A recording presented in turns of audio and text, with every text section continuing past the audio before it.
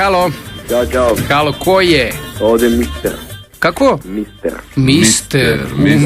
Mister, izvini. Rix, znaš ti šta su običaji, šta se tebi dešava, kako ti rešavaš običaje u Srbiji? Imao sam iskustva s njima sa mnogih običaja, međutim neki od njih su mi čak i brak rastorili. Običaji su ti brak rastorili? Da, nevjerovatna stvar, ali stvarno tako bilo. Kako? A ispričaj to, majke. Naime, pa pre nekih par godina sam bio sveže oženjen jednom ženom. Mi smo živjeli smo u sopstvenom stanu, ja, ona i njena keva. I tako je došao onaj ekstrem jedan da smo jedno veče mi nas dvoje krenuli da vodimo ljubav, jel tako? Dobro. I odjednom ja čujem neko kao zapevanje negde u pozadini, čujem negde blizu onako. Dobro. Nešto onako kao kroz zube neko na nešto pevuši. Dobro. Ja rekao, nešto sam se istrpao, iskuliram, vidim ona ništa ne reaguje, okej. Sve jače i jače. U trenutku okrenem se onako mahinalno, vidim njena keva koji stoje pored nas, kjezice. Da. Gdje stoji pored nas? Čekaj.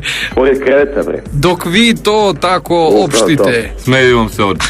Noge same plešu. Neverovatno. A šta radi, peva? Peva, nešto pevuši, onako tako nešto. Bajeva, je imala gitaru ili harmoniku, nije? Ništa, nešto, prekrstila ruke žena na stomak, tako pevuši, onako se klati, prilazi, ja gledam u čudu, naravno, prilazi moje ženi, uhvati za uvo i viče uf, neka bude muško. Ma daj! Usred seksa? Usred seksa. Molim te, kako se rekao? Izvini, zašto je tebe uvatila? Izvini, morao sam. Čekaj, ja pokušam sebe da stavim u tu situaciju. A šta si ti radio? Kako si reagovao? Pa kako bi reagovao? Pa ne znam. Gledaš ovako u fazonu, kao da li mene ovde neko zeza? I bio sam potpuno ono kao, znaš, nemaš vremena da se pokriješ ni ti što da uradiš, nego potpuno si u šoku. Žena ovde... Videla ti je guzu. Videla mi guzu, da. Te šljepnulo ovako, bravo za to njo. Samo kako te pitam nešto, a kako je žena tvoja reagovala na to bajanje, magijenje, kako god? Pa u početku, ja sam bio fazon kao dobro njihovi običaj, ajde, ali ono je baš bio ekstrem i pregurao sam to.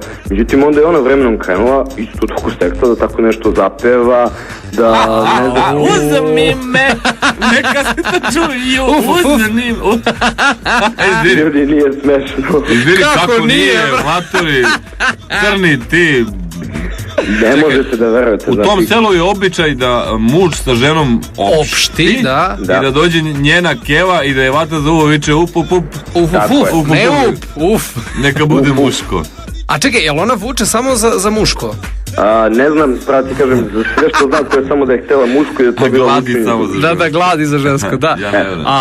Pa dobro. Meni jako interesantno da bi pričao s tobom, u stvari, ja ću ti da ostane na vezi, ti dam broj Discovery-a. Može. Njima da ispričaš što je više za tu televiziju nego za ovo je fenomenalno. Ne, ono Explorer, da radi one dokumentarce. Majstore, hvala tebi puno. Ne, čemu momci, hvala vam puno što se mogu da se slobodim malo ovako. Sljedeći put kad upoznaš neku ribu, ti prvo pitaj koliko je ona sklona tim običajima i koliko veruje sve to. Samo se kažem nešto, ako je uf, neka bude muško, fu, nek ti bude žensko. Pa kao kontra. Hvala ti,